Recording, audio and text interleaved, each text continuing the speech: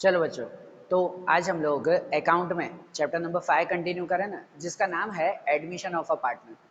देखो, इस चैप्टर में कल हमने इसके रिलेटेड थियरी समझी थी। मैंने आपको रूल्स लिखवाए थे, है ना, रूल्स एंड नोट्स लिखवाए थे कि इस चैप्टर में जो हमें लॉन्ग क्वेश्चंस करने हैं तो उनमें कैसे हमें स्टेप्स करने हैं, कौन कौन सी एक्टिविटीज़ करनी है, ये सब हमने कल आपको बताया था। ठीक है ना। आज उसके लॉन्ग क्वेश्चन शुरू करते हैं, शॉर्ट क्वेश्चंस नहीं। शॉर्ट क्वेश्चंस एग्जाम में पूछे भी नहीं जाते, तो लॉन्ग क्वेश्चंस पहले शुरू करते हैं, पहले वो क्लियर कर लेते हैं अच्छी तरह से, उसके बाद फिर शॉर्ट क्वेश्चंस देखेंगे हम लोग। ठीक है। तो आज टेक्स्ट बुक साथ में रखो। टेक्स्ट बुक में फाइनल एक्सरसाइज का क्वेश्चन नंबर 8 है। क्वेश्चन नंबर 8 वहाँ से हम लोग शुरू करेंगे लॉन्ग क्वेश्चन से। टेक्स्ट बुक साथ में रखना, नोटबुक साथ में रखना, जो मैं सम करवाऊँ वो साथ में करते भी जाना तो ज़्यादा बेटर रहेगा। और उसके साथ जो कल हमने रूल्स लिखे थे ना, वो रूल्स भी साथ में रखना। तो आपको बताऊंगा कि उन रूल्स का यूज़ कैसे करना है हमें। ठीक है ना, कैसे यूज़ करना है, कैसे हमें लिखना है, वो साथ में आपको बताता जाऊंगा। ठीक है। तो फाइनल एक्सरसाइज का क्वेश्चन नंबर 8 अब शुरू करते हैं। कि देखो, क्वेश्चन नंबर 8 में दिया हुआ है कि Abha and Bina are partner of firm sharing profit and loss in 2:1। ये उनका ओल्ड रेशियो है। Their their balance sheet as on 31/3/17 was as under. ये बैलेंस शीट आपको दी गई है और उसके नीचे लिखा हुआ है they admitted Rushel as a new partner from 1/4/17 for the following conditions. भाई, आभा और बीना दो पार्टनर्स हैं, उन्होंने नए पार्टनर रुशिल को एडमिशन दिया है और ये सब कंडीशन मतलब ये सब एडजस्टमेंट दिए हुए हैं। तो हम पहले एडजस्टमेंट क्लियर करेंगे, फिर जो बैलेंस शीट में दिया हुआ है वो चीज़ें क्लियर करेंगे, फिर सम कंप्लीट करेंगे ना। और ये सम करने के लिए पहले तो हमें अकाउंट कौन कौन से बनाने हैं। तो मैंने आपको कल बताया था, इसके लिए 4 अकाउंट तैयार होते हैं। सबसे पहले तैयार होता है रीवैल्यूएशन अकाउंट। रिवैल्यूएशन अकाउंट आप भले आधे पेज पे ही बनाना, मैंने ये कैलकुलेशन के लिए रखा है, रफ कैलकुलेशन यहाँ करूँगा मैं। तो भले आधे पेज पर रिवैल्यूएशन अकाउंट बनाओ, पर्टिकुलर अमाउंट, ये डेबिट क्रेडिट साइड पे। ठीक है ना। दूसरा बनता है कैपिटल या करंट अकाउंट। अब इस क्वेश्चन में ऊपर बैलेंस शीट में देखा करो, खाली कैपिटल अकाउंट ही दिया हुआ है, करंट अकाउंट दिया हुआ नहीं है, मतलब इसमें करंट अकाउंट नहीं बनाना है। पहला क्वेश्चन है ना, वैसे भी सिर्फ कैपिटल अकाउंट दिया हुआ है। तो एक रिवैल्यूएशन अकाउंट, दूसरा कैपिटल अकाउंट आधे पेज पे बना देना, रिवैल्यूएशन के साथ ही बना देना कैपिटल अकाउंट आधे पेज पर। उसमें डेबिट साइड पे आएगा पर्टिकुलर और 3 पार्टनर का नेम। मैंने ABR लिखा है, मतलब आभा, बीना और न्यू पार्टनर रुशिल। क्रेडिट पे भी पर्टिकुलर और ABR, आभा, बीना और रुशिल। अब बरोबर बनाना, यहाँ स्पेस कम थी इसलिए पर्टिकुलर की स्पेस कम है, अब अच्छी तरह से उसे लिखना। ठीक है ना। Capital account. तीसरा बनता है cash account, cash and bank account इसे कहते हैं, बराबर। ये कैश अकाउंट 4-5 लाइन का बनाना सेकंड पेज पर। एक पेज पे ये दोनों बनाओ, दूसरे पेज पे कैश अकाउंट बनाओ 4-5 लाइन का, वही पर्टिकुलर अमाउंट, और वही दूसरे पेज पे कैश के नीचे बना लो आखिरी बैलेंस शीट। आखिरी में बैलेंस शीट, इस साइड कैपिटल एंड लायबिलिटी, उस साइड एसेट्स। तो 2 पेज में आपके अकाउंट बन जाएंगे। एक पे रिवैल्यूएशन और कैपिटल अकाउंट बनाओ और एक पे कैश और बैलेंस शीट बनाओ। ठीक है ना। कैश अकाउंट 4-5 लाइन का बनाया करो छोटा, बाकी पूरे पेज पर बैलेंस शीट बना लो, बरोबर। ये चारों अकाउंट अच्छी तरह से तैयार कर लो, फिर हम लोग एंट्री करते जाते हैं। पहले एडजस्टमेंट क्लियर करेंगे। तो अब जब एडजस्टमेंट क्लियर करेंगे ना, ऑलमोस्ट क्वेश्चंस में आपका पहला एडजस्टमेंट, पहली एंट्री वही होगी कि जो नया पार्टनर आ रहा है ना, वो अपने साथ क्या लेके आया। अपने साथ कैपिटल लेकर आया, अपने साथ गुडविल लेकर आया, कौन कौन सी चीज़ें अपने साथ लेकर आ रहा है, पहली एंट्री हमेशा वही होगी आपकी। कि जैसे देखो, इसमें दिया हुआ ही है कि Rushel will bring 1 lakh as is capital and 24,000 as goodwill in cash. वो अपनी 1 लाख की कैपिटल लेकर आ रहा है और 24,000 की गुडविल लेकर आ रहा है। अलग अलग एंट्री करेंगे दोनों की। पहले कैपिटल की एंट्री करते हैं कि वो कैपिटल कैश में लेकर आ रहा है। कुछ भी नया पार्टनर आ रहा है तो अपने साथ पैसे तो लेके ही आएगा ना। पहली एंट्री वही होती है आपकी कि वो 1 लाख कैपिटल लेकर आया है। तो कैपिटल की एंट्री कैसे, तो अगर याद हो तो कल मैंने रूल्स लिखवाए थे, उसमें बताया था कि अगर कैपिटल लेकर आ रहा है तो कौन सी 2 जगह लिखते हैं, ये फिक्स होता है। तो कौन सी 2 जगह लिखते हैं, तो एक लिखते हैं कैश के डेबिट में। कल के रूल्स अगर साथ में हो तो उसमें देखो, एक मैंने बताया था कैश के डेबिट साइड पे लिखते हैं और कैपिटल के क्रेडिट साइड पे लिखते हैं।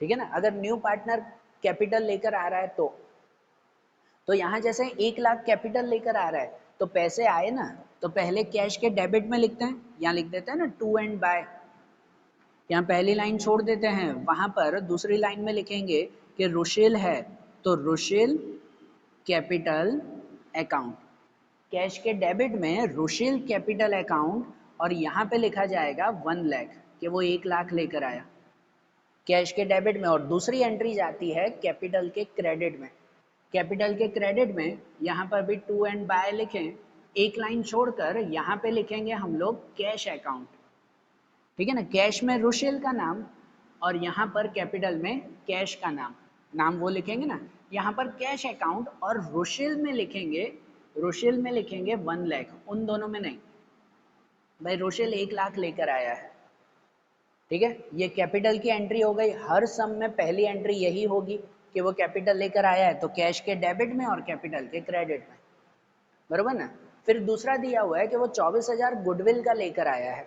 अब गुडविल की एंट्री मैंने कल भी बोला था और आज भी बोल रहा हूँ, हर सम में बताऊंगा आपको कि पूरे सम में मेन एंट्री गुडविल की होती है। आपकी गुडविल की एंट्री अच्छी तरह से क्लियर हो गई, समझो आपका आधे से ज़्यादा सम क्लियर हो गया, ठीक है ना, कि न्यू पार्टनर जितनी भी गुडविल लेकर आता है ना, उसे पुराने पार्टनर को डिस्ट्रीब्यूट करते हैं। कल ये मैंने रूल्स में बताया था, न्यू पार्टनर जितना भी गुडविल लेकर आए वो पुराने पार्टनर को डिस्ट्रीब्यूट कर दिया जाता है। और कैसे डिस्ट्रीब्यूट करते हैं, तो वो डिस्ट्रीब्यूट करते हैं सैक्रिफाइस रेशियो में। पुराने पार्टनर्स को हमेशा सैक्रिफाइस रेशियो में डिस्ट्रीब्यूट कर दिया जाता है। जैसे यहाँ पर नया पार्टनर 24,000 लेकर आ रहा है, तो वो 24,000 आएगा, वो पुराने पार्टनर को बांट देंगे हम लोग, वो भी सैक्रिफाइस रेशियो में। इसलिए जब गुडविल की काउंटिंग करनी है तो पहले सैक्रिफाइस रेशियो ढूंढना ज़रूरी है, ठीक है ना, पहले सैक्रिफाइस रेशियो ढूंढना पड़ता है। रफ में मैं यहाँ पे ढूंढता हूँ कि देखो 3 पार्टनर हैं, 3 पार्टनर आभा, बीना और रुशिल, उनका ओल्ड रेशियो दिया हुआ है। ओल्ड रेशियो जैसे उसमें दिया हुआ ऊपर 2:1, तो आभा और बीना का 2:1 ओल्ड है, और उनका न्यू रेशियो दिया हुआ है, न्यू रेशियो, तो देखो आपके 6th वाले एडजस्टमेंट में दिया हुआ है कि न्यू रेशियो है 2:1:2, 2:1:2, ये न्यू रेशियो है। तो हम उनके हिसाब से सेक्रीफाइस ढूंढेंगे ना, पहले आभा का सेक्रीफाइस, सेक्रीफाइस ऑफ आभा, तो उसका सेक्रीफाइस, सेक्रीफाइस की फॉर्मूला क्या आती है, old minus new, old minus new ना, तो आभा का ओल्ड रेशियो है 2:3, पूरा लिखता है ना 2/3, ये 4th चैप्टर में भी ढूंढा था हमने। और न्यू रेशियो आता है उसका 2/5, न्यू रेशियो 2/5, ठीक है ना, इसका टोटल 5। अब इसकी कैलकुलेशन करें, क्रॉस मल्टीप्लाई होगा, 2 5 जा 10 माइनस 3 2 जा 6 और नीचे 3 5 जा 15, तो 10 माइनस 6 आंसर 4, 4/15, ये इसका सेक्रीफाइस, आभा का सेक्रीफाइस। ऐसे बीना का सेक्रीफाइस ढूंढें, सेक्रीफाइस ऑफ बीना, तो बीना का सेक्रीफाइस हुआ, उसका ओल्ड रेशियो है 1, 1/3, और माइनस न्यू रेशियो भी है 1, 1/5, 1/5, क्रॉस मल्टीप्लाई 5 1 जा 5, 3 1 जा 3, अपॉन 5 3 जा 15, तो 5 माइनस 3, 5 माइनस 3 2, 2/15, ये दोनों का सेक्रीफाइस। और सेक्रीफाइस पर से सेक्रीफाइस रेशियो क्लियर करते हैं, सेक्रीफाइस रेशियो, ये जो दोनों मिले ना, ये दोनों सेक्रीफाइस शेयर हैं, ये सेक्रीफाइस शेयर, उसके ऊपर से सेक्रीफाइस रेशियो बनाते हैं। रेशियो कैसे बनाते हैं, तो नीचे जब डिनोमिनेटर इक्वल हो जाए ना, इस शेयर में नीचे जब डिनोमिनेटर इक्वल हो जाए तो ऊपर वाला रेशियो कहलाता है, ठीक है ना, ये नीचे दोनों 15 15 इक्वल है, तो ये ऊपर वाला रेशियो, मतलब रेशियो कितना हुआ, सेक्रीफाइस रेशियो 4:2, 4:2, यहाँ अगर कट करें दोनों को 2 2 से कट करें तो वो कट होगा 2:1, ये सेक्रीफाइस रेशियो हुआ, बरोबर। मतलब जो न्यू गुडविल आ रही है ना 24,000 की, जो रुशिल लेकर आएगा 24,000 की गुडविल, वो हम लोग सेक्रीफाइस रेशियो में 2:1 में बांटेंगे पुराने पार्टनर्स को, ठीक है। जब भी गुडविल फाइंड करनी हो ना हर सम में, तो ये सेक्रीफाइस ढूंढना ही पड़ेगा आपको रफ में, ठीक है ना, रफ में पहले सेक्रीफाइस जरूर ढूंढते हैं, अब उसके हिसाब से उसको जो है वो डिस्ट्रीब्यूट करेंगे। तो वो 24,000 कैश में लेकर आ रहा है ना गुडविल, तो कल मैंने आपको रूल्स लिखवाए थे, कल रूल्स लिखवाए थे गुडविल के, उसमें मैंने सेकंड एक सिचुएशन लिखवाई थी कि जब नया पार्टनर कैश में गुडविल लेकर आता हो तो कहाँ एंट्री करते हैं? तो एक कैश अकाउंट के डेबिट में लिखते हैं और दूसरी एंट्री कैपिटल के क्रेडिट में वो डिस्ट्रीब्यूट कर देते हैं ओल्ड पार्टनर को सैक्रिफाइस रेशियो में। ऐसा कल रूल लिखवाया था ना, तो वो रूल याद रखोगे ना तो उसके हिसाब से एंट्री कर पाओगे आप लोग कि जैसे वो गुडविल आ रही है कैश में तो एक कैश के डेबिट में लिखते हैं। अब न्यू गुडविल की कोई भी एंट्री करो ना, न्यू गुडविल है उसकी कोई भी एंट्री करो तो उसमें नाम हमेशा प्रीमियम ऑफ गुडविल लिखा करो। न्यू गुडविल तो उसे नाम देंगे प्रीमियम ऑफ गुडविल। तो मतलब वो कैश लेकर आ रहा है ना, तो कैश के डेबिट में लिखेंगे, कैश के डेबिट में नाम लिखेंगे प्रीमियम ऑफ गुडविल। मैं शॉर्ट में लिख रहा हूँ प्रीमियम ऑफ गुडविल। कितना लेकर आया? 24,000। कैश आ रहा है तो डेबिट में, कैश जाए तो क्रेडिट में लिखना। तो ये कैश आया तो वो 24,000 डेबिट में, और उसकी दूसरी एंट्री कैपिटल के क्रेडिट में लिखेंगे। कैपिटल के क्रेडिट में वहां पे लिखा जाएगा कैपिटल के क्रेडिट में भी premium of goodwill, premium of goodwill. और ये जो 24,000 है ये 24,000 तीनों को बांट देंगे हम लोग। ठीक है, तीनों को नहीं सॉरी दोनों को बांटेंगे, सिर्फ ओल्ड पार्टनर को, न्यू पार्टनर को तो नहीं, वो तो लेके आया ना। ओल्ड पार्टनर को बांट देंगे, कैसे बांटेंगे? 2:1 में, सेक्रीफाइस रेशियो में। तो ये 24,000 दोनों को डिस्ट्रीब्यूट कर देंगे तो एक को मिल जाएगा 16,000, 2:1 में डिस्ट्रीब्यूट करें, और एक को मिलेगा 8,000, 2:1। समझ आ रही है बात? ये गुडविल की एंट्री हो गई। ठीक है, ये गुडविल की एंट्री ध्यान देनी पड़ती है जिसमें सेक्रीफाइस बरोबर ढूंढना, फिर उसके बाद कैश लेके आया है तो कैश के डेबिट में लिखना गुडविल, और कैपिटल के क्रेडिट में वो गुडविल बांट देना ओल्ड पार्टनर को सेक्रीफाइस रेशियो में। समझ आ रहा है? ये गुडविल की एंट्री आपने बरोबर कर दी ना अगर, फिर कुछ भी नहीं करना, फिर बहुत सिंपल क्वेश्चंस हो जाते हैं फिर। ठीक है ना, फिर खाली रीवैल्यूएशन की एंट्री करते हैं, गुडविल खाली पहले स्टार्टिंग में ध्यान देना होता है। ठीक है, ध्यान आया ना? अब ये गुडविल क्लियर हो गया, अब दूसरे एडजस्टमेंट देखें, अब आगे चेक करते जाएं कि जैसे आगे दिया हुआ है value of land building is to be increase by 17,000। Land building की वैल्यू 17,000 इंक्रीज हो गई। अब यही एडजस्टमेंट होंगे, कुछ इंक्रीज हुआ कुछ डिक्रीज हुआ। लैंड बिल्डिंग ऊपर कितनी दी गई है? 72,000, उसमें अब 17,000 इंक्रीज हो गई। इंक्रीज हो गई मतलब प्लस करेंगे ना, और लैंड बिल्डिंग कहाँ लिखते हैं?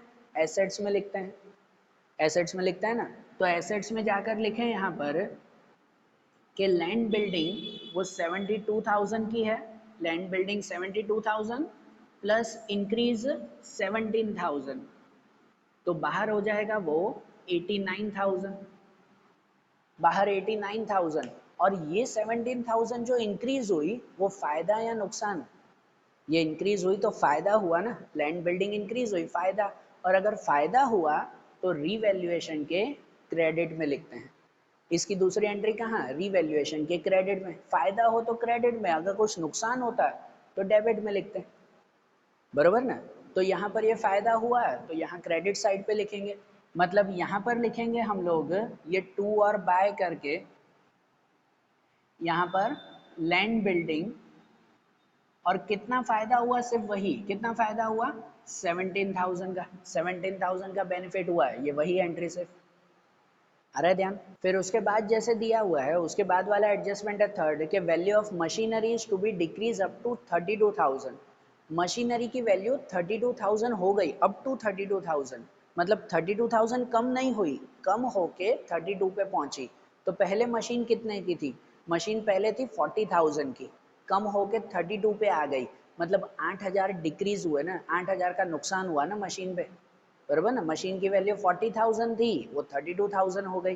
तो मशीन भी यही लिखते हैं ना एसेट्स में, यहीं पे ही लिखेंगे एसेट्स में, ये मशीन 40,000 है और उसमें से माइनस डिक्रीज होंगे 8,000, सिर्फ 8,000 डिक्रीज होंगे तो बाहर आएगा फिर 32,000 का, बराबर ना? बाहर 32,000, भाई वैल्यू कम होके 32 हुई। और ये जो 8,000 कम हुए वो फायदा या नुकसान? ये नुकसान हुआ, मशीन की वैल्यू कम हो गई 8,000 तो वो नुकसान हुआ ना, और नुकसान हुआ तो कहाँ लिखते हैं? वो लिखते हैं रीवैल्यूएशन के डेबिट में। ठीक है ना, रीवैल्यूएशन के डेबिट साइड पे लिखेंगे, यहाँ पे लिखेंगे कि ये मशीनरी उसमें 8,000 का नुकसान हुआ, बराबर, सिंपल है ना। फिर उसके बाद का एडजस्टमेंट है, उसमें दिया हुआ है provision for bad debt is to be kept at 10% on debtors. Debtors पे प्रोविजन फॉर बेड डेब मतलब कहते हैं bad debt reserve. Provision for bad debt मतलब बेड डेब रिजर्व ना, वो 10% रखने हैं। अब इसमें एक चीज़ ध्यान देना, देखो ऊपर डेप्टर्स दिए हुए हैं, डेप्टर्स हैं 24,000 के, और उसमें बेड डेब रिजर्व 2,000 है, 2,000 ऑलरेडी रखी हुई है, लेकिन इनका कहना है कि 10% रखने हैं। तो 24,000 के 10% अगर गिनो तो 2400 होते हैं, मतलब 2000 नहीं 2400 रुपये बेड डेब मेंटेन करनी है, ऐसा ना। ये बेड डेब रिजर्व मतलब साइड में किए हुए पैसे होते हैं, वो 2400 रुपये मेंटेन करने हैं, ठीक है। तो ये डेप्टर्स की एंट्री भी कहाँ करते हैं, यही ना, एसेट्स में ही होती है ना। तो एसेट्स में यहाँ पर डेप्टर्स की एंट्री करेंगे कि डेप्टर्स 24,000 और उसमें से minus BDR bed debt reserve 2400 का, 2400 बेड डेब रिजर्व, तो बाहर कितना बचेगा, तो बाहर बचेगा यहाँ पर 21,600, 21,600 इतना आएगा ना, बरोबर ना। और ये 21,600 यहाँ लिखा, अब बेड डेब रिजर्व 2400 ये नुकसान है, बेड डेब रिजर्व साइड में किए हुए पैसे नुकसान होता है, तो उसे रीवैल्यूएशन के डेबिट में लिखते हैं। लेकिन यहाँ पर ये चीज़ खास नोट करना कि डेबिट में पूरे 2400 नहीं लिखेंगे, पूरे 2400 नहीं, क्योंकि 2400 में से 2000 तो हमने ऑलरेडी अलग करके रखे थे। ये बेड डेब रिजर्व में, बेड डेब रिजर्व मतलब साइड में पैसे रखने होते हैं, तो 2400 रखने हैं, जिसमें 2000 तो ऑलरेडी रखे हुए हैं, जो है ना ऊपर ट्रायल बैलेंस में, बैलेंस शीट में। तो बाकी एक्स्ट्रा नुकसान कितना हुआ, एक्स्ट्रा खाली 400 का नुकसान हुआ, कि 400 रुपये अलग से रखने पड़े हमें। और ये जो एक्स्ट्रा 400 का नुकसान हुआ, तो वही नुकसान सिर्फ यहाँ पे लिखेंगे, ठीक है ना। रीवैल्यूएशन के डेबिट में वहाँ पे लिखेंगे बेड डेब रिजर्व सिर्फ 400 का, पूरा 2400 का नुकसान नहीं है, 2400 में से 2000 तो अलग करके रखे हुए ही हैं, तो नुकसान एक्स्ट्रा खाली 400 का हुआ। अरे बात समझ में, ठीक है, ये भी क्लियर हुआ। उसके बाद क्या एडजस्टमेंट है, provision for outstanding electricity bill is to be made at 1100, ठीक है। आउटस्टैंडिंग इलेक्ट्रिसिटी बिल है, ये तो ऊपर नहीं होगा बैलेंस शीट में कहीं, इलेक्ट्रिसिटी बिल देना है, आउटस्टैंडिंग कुछ भी होता है तो उसे कहाँ लिखते हैं, लायबिलिटी में। लायबिलिटी हुई ना भाई, बिल देना बाकी है, ये हमारी जवाबदारी, तो एक एंट्री लायबिलिटी में होगी। जब भी कैपिटल लायबिलिटी में लिखें तो ऊपर कुछ लाइन छोड़ देते हैं, वहाँ कैपिटल लिखना पड़ेगा, तो यहाँ पर कुछ लाइन छोड़कर लायबिलिटी में लिखेंगे outstanding electricity bill. Outstanding electricity bill है, कितना है 1100 का, तो वो 1100, और ये इलेक्ट्रिसिटी बिल देना है, एडजस्टमेंट है तो दो एंट्री करनी ही पड़ती है ना उसकी, तो ये इलेक्ट्रिसिटी बिल जो 1100 देना है, इसकी दूसरी एंट्री कहाँ जाएगी, रीवैल्यूएशन में। रीवैल्यूएशन के डेबिट में, इलेक्ट्रिसिटी बिल नुकसान हुआ ना, कुछ भी नुकसान हो, एक्सपेंस हो तो डेबिट में, फायदा हो, इनकम हो तो वो क्रेडिट में, बरोबर ना। तो ये इलेक्ट्रिसिटी बिल हमारा एक्सपेंस है, तो वो भी यहाँ पे लिखेंगे रीवैल्यूएशन के डेबिट में, आउटस्टैंडिंग इलेक्ट्रिसिटी बिल कितना 1100 हो गया, बरोबर, क्लियर ये भी। उसके बाद एडजस्टमेंट है new profit and loss sharing ratio 2:1, ये तो खाली इन्फॉर्मेशन है, इसकी एंट्री थोड़ी करते हैं, न्यू रेशियो खाली दिया हुआ है, मतलब एडजस्टमेंट क्लियर हो गए। अब एडजस्टमेंट क्लियर हो गया तो ऊपर जो बैलेंस शीट है ना, उन बैलेंस शीट की एंट्री करते जाएंगे। अब बैलेंस शीट में जो जो लिखा हुआ है उसे लिखते जाएंगे। बैलेंस शीट में क्या क्या करते हैं, तो उन सब की पहले तो एक ही एंट्री आती है, और बैलेंस शीट में जो ज़रूरी चीज़ें हो वो डिस्ट्रीब्यूट कर देते हैं। कल मैंने एक्टिविटीज़ में लिखवाया था कि जो भी रिजर्व हो, एक्सपेंस हो, प्रॉफिट हो, वो सब चीज़ें बांट देते हैं, और बाकी की चीज़ें बैलेंस शीट में लिख देते हैं, ठीक है ना। जो बांटना हो वो कैपिटल में बांट देंगे, जो नहीं बांटना है उसे बैलेंस शीट में लिख देंगे, ठीक है। ऐसे बैलेंस शीट में लिखते जाएंगे। तो देखो बैलेंस शीट में सबसे पहले कैपिटल अकाउंट दिया हुआ है, वो कैपिटल अकाउंट तो कैपिटल में ही लिखेंगे, वो तो स्टार्टिंग का बैलेंस होता है ना उनका 80 और 60,000, तो वो कैपिटल अकाउंट में ही स्टार्टिंग में जो ऊपर एक लाइन छोड़ी थी वहाँ पे लिख देंगे बैलेंस ब्रॉट फॉरवर्ड। ये बैलेंस लेकर आए कितना, तो 80 और 60,000, तो आभा में 80,000 और बीना में 60,000, ये दोनों का कैपिटल। उसके बाद दिया हुआ है जनरल रिजर्व। जनरल रिजर्व, तो जनरल रिजर्व हमेशा बांट देते हैं। जनरल रिजर्व देखो, कोई भी रिजर्व हो, फंड हो, प्रॉफिट हो, एक्सपेंस हो, वो सब हम लोग डिस्ट्रीब्यूट कर देते हैं। ठीक है, तो ये जनरल रिजर्व भी बांट देंगे। अब कुछ भी बांटना हो ना बैलेंस शीट में से, तो ये कुछ चीज़ें ध्यान रखना। बैलेंस शीट में कुछ भी बांटना हो तो पहली चीज़ हमेशा ओल्ड पार्टनर को ओल्ड रेशियो में ही बांटेंगे, सेक्रीफाइस में नहीं। ठीक है, ये सब में तो चलो लकीली आपको दिया हुआ है कि सेक्रीफाइस भी 2:1 है, और जो ऊपर ओल्ड रेशियो दिया हुआ है वो भी 2:1 ही है। लकीली ऐसा है, सब में सेम नहीं होगा। तो कुछ भी डिस्ट्रीब्यूट करना हो ना, गुडविल के अलावा कुछ भी डिस्ट्रीब्यूट करना हो नई गुडविल के अलावा, तो वो हमेशा ओल्ड पार्टनर को ओल्ड रेशियो में ही डिस्ट्रीब्यूट करते हैं। पहली चीज़ ये ध्यान देना, नए पार्टनर को कुछ नहीं देना है। ये पुराने रिजर्व हैं, पुरानी जमा की हुई चीज़ें हैं, तो पुराने पार्टनर को ही मिलना चाहिए ना, नए को क्यों मिले। ठीक है, तो ओल्ड पार्टनर को ओल्ड रेशियो में बांटेंगे। और दूसरी चीज़ याद रखो कि लायबिलिटी साइड कुछ भी दिया हुआ हो ना, बैलेंस शीट के लायबिलिटी में कुछ भी दिया हो तो वो क्रेडिट साइड पे बांटते हैं। लायबिलिटी की हर चीज़ें क्रेडिट में बांटेंगे, और एसेट साइड्स पे कुछ हो अगर वो बांटना हो तो एसेट की सब चीज़ें डेबिट में बांटेंगे। ये रूल माइंड में रख ही लो। लायबिलिटी की कोई भी चीज़ क्रेडिट में बांटेंगे, एसेट्स की कोई भी चीज़ डेबिट में बांटेंगे। ठीक है, तो ये जनरल रिजर्व है, ये भी बांट देंगे। 18,000 है तो वो 2:1 में बांट देंगे हम लोग, बराबर ना। और ये लायबिलिटी साइड दिया हुआ है ना, तो कहाँ बांटेंगे, क्रेडिट में बांटेंगे हम लोग। तो यहाँ क्रेडिट साइड पे लिख देंगे जनरल रिजर्व, में GR लिख रहा हूँ, जनरल रिजर्व वो ओल्ड पार्टनर को ओल्ड रेशियो में, न्यू को नहीं। तो 18,000 अगर दोनों को बांट दें ना 2:1 में, तो इसको मिल जाएंगे 12,000 और इसको मिल जाएंगे 6,000, बराबर। 12 एंड 6,000 ये दोनों को आ जाएगा जनरल रिजर्व। फिर उसके बाद है वर्कमैन कंपेंसेशन रिजर्व। ये वर्कमैन कंपेंसेशन रिजर्व ये भी बांट देते हैं कि भाई वर्कर्स को कुछ नुकसान हो, उसके लिए मैंने साइड में पैसे करके रखे हैं, पर उनको कोई नुकसान नहीं हुआ, कोई ऐसा एडजस्टमेंट है नहीं, तो ये रिजर्व बांट देंगे। ठीक है ना, ये भी 4500 है, वो 4500 दोनों को बांट दिया जाएगा। ठीक है, तो यहाँ पर बांट देंगे वर्कमैन कंपेंसेशन रिजर्व, WCR। 4500 भी ओल्ड पार्टनर्स को ओल्ड रेशियो में 2:1 में बांट देंगे। मतलब एक को मिल जाएगा 3000, एक को मिल जाएगा 1500। ठीक है ना, 3000 एंड 1500 ये दोनों को बांट दिया। उसके बाद इन्वेस्टमेंट फ्लक्चुएशन रिजर्व।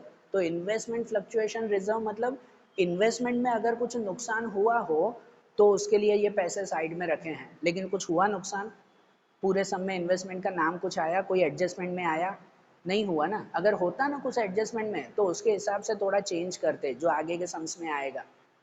लेकिन कोई एडजस्टमेंट में नहीं है इन्वेस्टमेंट के बारे में, तो सीधा ये बांट देंगे। ये इन्वेस्टमेंट का रिजर्व रखा है, साइड में पैसे रखे हैं, तो उसे बांट देंगे। अब इन्वेस्टमेंट फ्लक्चुएशन रिजर्व 1500 है, वो भी दोनों में बांट दिया जाएगा। तो इन्वेस्टमेंट फ्लक्चुएशन रिजर्व IFR वो 1500 दोनों में बांटे तो एक को मिलेगा 1000, एक को मिलेंगे 500। 1000 एंड 500 ये दोनों को डिस्ट्रीब्यूट हो गया। क्लियर। फिर उसके बाद क्रेडिटर्स। क्रेडिटर्स नहीं बांटते, जो चीज़ नहीं बांटनी हो तो वो बैलेंस शीट में लिख देते हैं।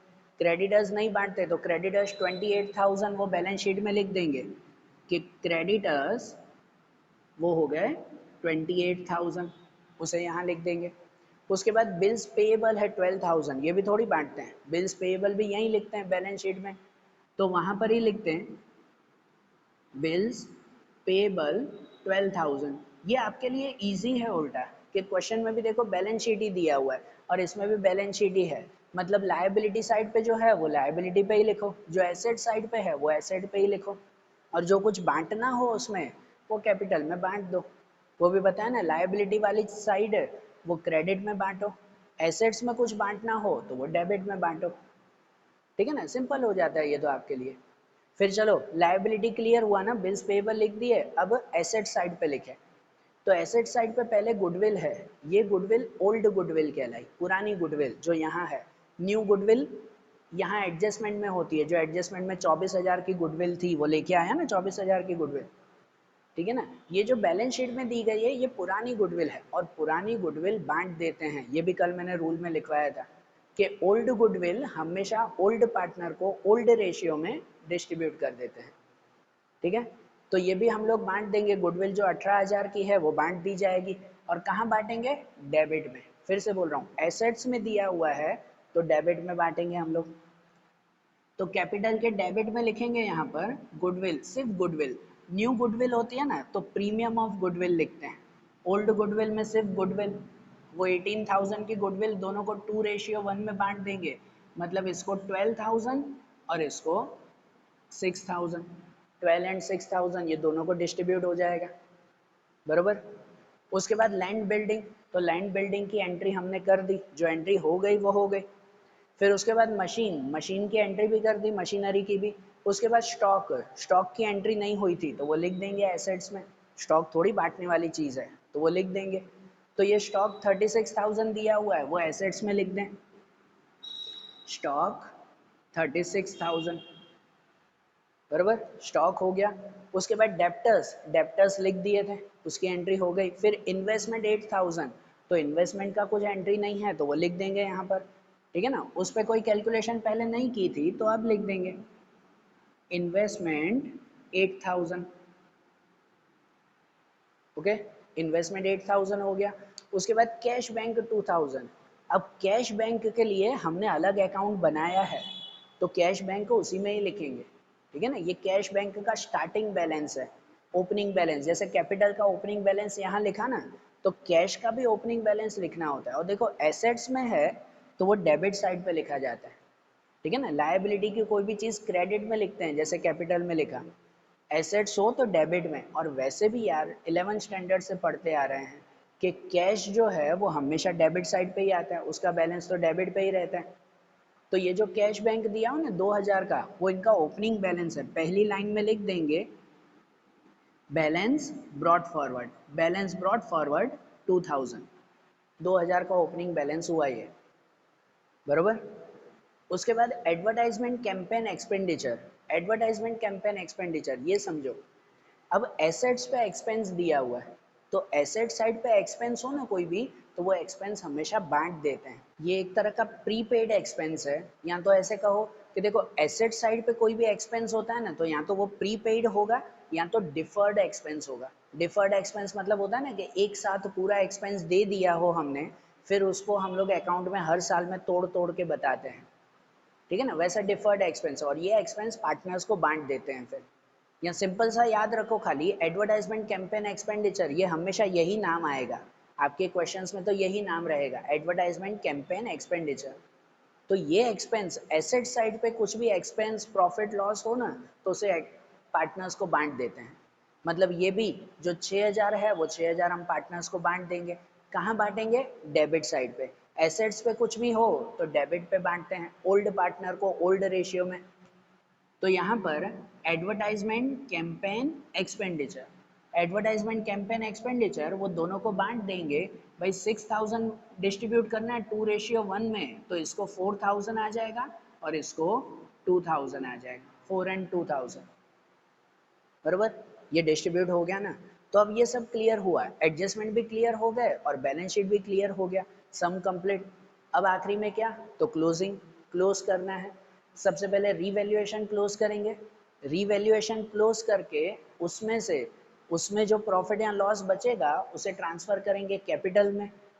फिर कैपिटल को क्लोज करेंगे, कैपिटल को क्लोज करके उसे ट्रांसफर करेंगे यहाँ लायबिलिटी में, जो ऊपर ये स्पेस छोड़ी है वो। और कैश को अलग से क्लोज करेंगे, कैश को क्लोज करके उसे ट्रांसफर करेंगे यहाँ एसेट्स में, ठीक है ना। कैश हमेशा एसेट साइड पे आता है, ये स्टेप्स याद रखना। रीवैल्यूएशन को क्लोज करके कैपिटल में लेके आएंगे, कैपिटल को क्लोज करके यहाँ कैपिटल लायबिलिटी में लेके आएंगे, और कैश को अलग से क्लोज करके एसेट्स में लेके आएंगे। फिर दोनों का टोटल, क्या आखिरी में दोनों का टोटल इक्वल होना चाहिए, बरोबर। अब जैसे देखो पहले रीवैल्यूएशन को अगर क्लोज करें तो रीवैल्यूएशन में किस साइड का टोटल ज़्यादा है, यहाँ क्रेडिट में। यहाँ पर 17,000 है, 17,000 यहाँ पर भी लिख देते हैं 17,000। और 17,000 में से ये सब माइनस करेंगे, 9,500 माइनस करें तो 17 में से अगर ये माइनस करें तो कितना बचेगा, फिर वो बचेगा फिर 7,500। 17,000 में से ये माइनस तो 7,500। वहाँ पे लिख देंगे डिविजिबल प्रॉफिट, ये 7,500 डिविजिबल प्रॉफिट। ये डिविजिबल प्रॉफिट भी ओल्ड पार्टनर को ही बांटते हैं ओल्ड रेशियो में। यहाँ का प्रॉफिट भी न्यू पार्टनर को नहीं मिलेगा, सिर्फ ओल्ड पार्टनर को ओल्ड रेशियो में। मतलब जो ओल्ड पार्टनर है ना, आभा और बीना, उन्हें 2:1 में ये दे देंगे। 75,000 2:1 में, और 2:1 में बांटे तो इसको मिल जाएगा 5,000 और इसको 2,500। ठीक है ना, 5,000 एंड 2,500, ये आ गया रिवैल्यूएशन। रिवैल्यूएशन क्लोज हो गया। अब जो इसका आया ना ये डिविजिबल प्रॉफिट, उसे ट्रांसफर करेंगे कैपिटल में। कहाँ ट्रांसफर करेंगे? तो ये डेबिट में आया, डेबिट में आया तो उसे ट्रांसफर करेंगे क्रेडिट साइड पे। अगर क्रेडिट में होता ना तो वो लॉस होता। यहाँ पे देखो इस साइड का टोटल ज़्यादा है मतलब प्रॉफिट है, अगर इस साइड का टोटल ज़्यादा होता और यहाँ बैलेंस बचता तो वो लॉस कहलाता, फिर उसको यहाँ ले जाते डेबिट में। बराबर, जो साइड बचे अपोजिट साइड ले जाते हैं। यहाँ डेबिट में आया तो उसे ट्रांसफर करेंगे क्रेडिट में।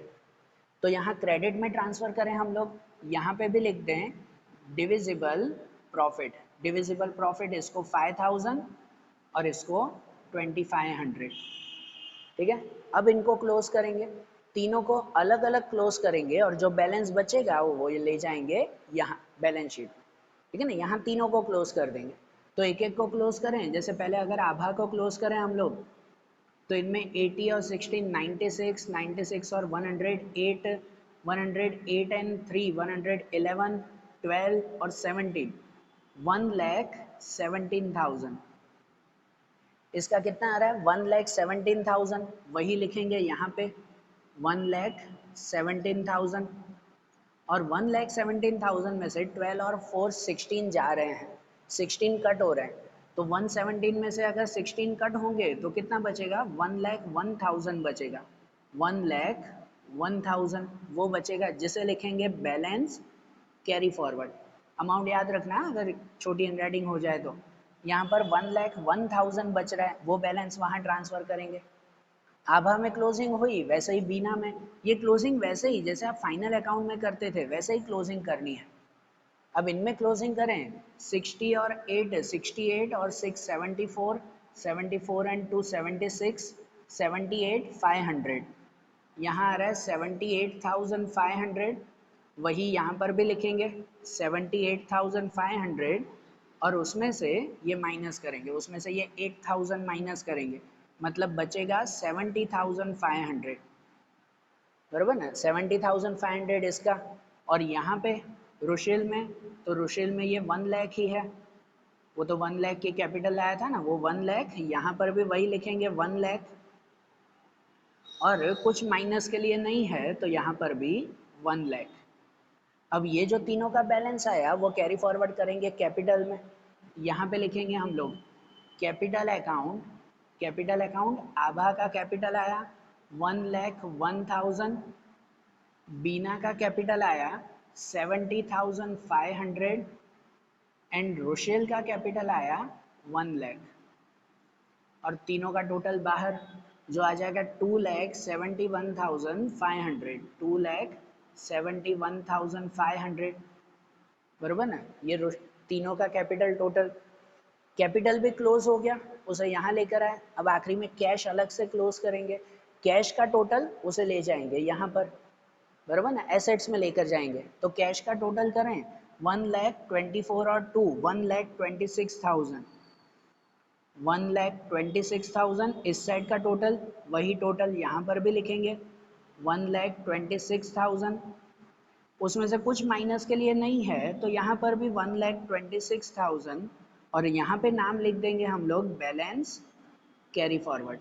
भाई इस बैलेंस को आगे कैरी फॉरवर्ड करना है, और ये कैरी फॉरवर्ड करेंगे कहाँ? एसेट्स में। कैश एसेट्स में ही आता है हमेशा। तो यहाँ पे लिख दें हम लोग कैश अकाउंट 1,26,000। बराबर, आ रहा है ध्यान? ये भी क्लोज हो गया ना। अब आखिरी में बैलेंस शीट का टोटल करें कि बैलेंस शीट में दोनों साइड का टोटल कैसा होना चाहिए? इक्वल टोटल होना चाहिए, तो आपका सम करेक्ट है। फिर जो इस साइड का टोटल अगर हम लोग करें कैपिटल लायबिलिटी का, तो वो टोटल इसका आ रहा है 3,12,600, 3,12,600, और इस साइड का एसेट्स का भी टोटल करें तो वो भी आएगा 3,12,600। बराबर, दोनों का टोटल करेक्ट आया, मतलब हमारा सम करेक्ट है फिर। ठीक है, समझ आई बात? पूरा सम क्लियर हुआ कैसे करना है? पहले एडजस्टमेंट क्लियर करते हैं। एडजस्टमेंट में भी हमेशा पहले जो न्यू पार्टनर कैपिटल और गुडविल लेकर आता है, पहले वही क्लियर करते हैं। पहला स्टेप हमेशा वही होता है। फिर बाकी के सब स्टेप रीवैल्यूएशन के होते हैं, किसकी वैल्यू बढ़ी कम हुई वो करते हैं, ठीक है ना। उसके बाद बैलेंस शीट में जो जो चीज़ें डिस्ट्रीब्यूट करनी हो वो डिस्ट्रीब्यूट कर देते हैं, और आखिरी में क्लोजिंग। ठीक है, हमेशा ये 4 स्टेप में ही चलता है।